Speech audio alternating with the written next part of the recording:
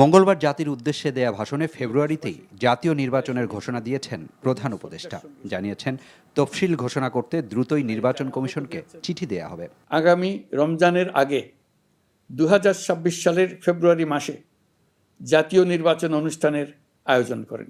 তার ঘোষণার পরদিন বুধবার দুপুরে আসন্ন নির্বাচনে আইন শৃঙ্খলা রক্ষাকারী বাহিনীর প্রস্তুতি নিয়ে বৈঠক হয় স্বরাষ্ট্র মন্ত্রণালয়ে।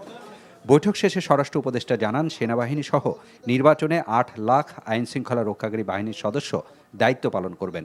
নেওয়া হয় বেশ কিছু সিদ্ধান্ত।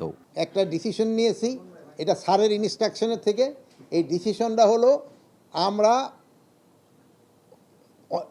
স্পেশালি পুলিশ ডিপার্টমেন্টে এসপি এবং ওসিদের আমরা লটারির মাধ্যমে তাদের এই যে পোস্টিংটা আমরা করে দেব, শিডিউল ডিক্লেয়ার করার কিছুদিন আগে আমরা আমাদের কাজটা করে দেব।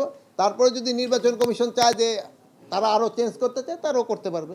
47,000 ভোট কেন্দ্রে, প্রতিটা কেন্দ্রে আমরা একটা করে বডি ক্যামেরা দেওয়ার চেষ্টা করব। এর আগে সচিবালয়ে অর্থনৈতিক বিষয় ও সরকারি ক্রয় সংক্রান্ত উপদেষ্টা পরিষদ কমিটির সভা শেষে নির্বাচনী বাজেট নিয়ে কথা বলেন অর্থ উপদেষ্টা।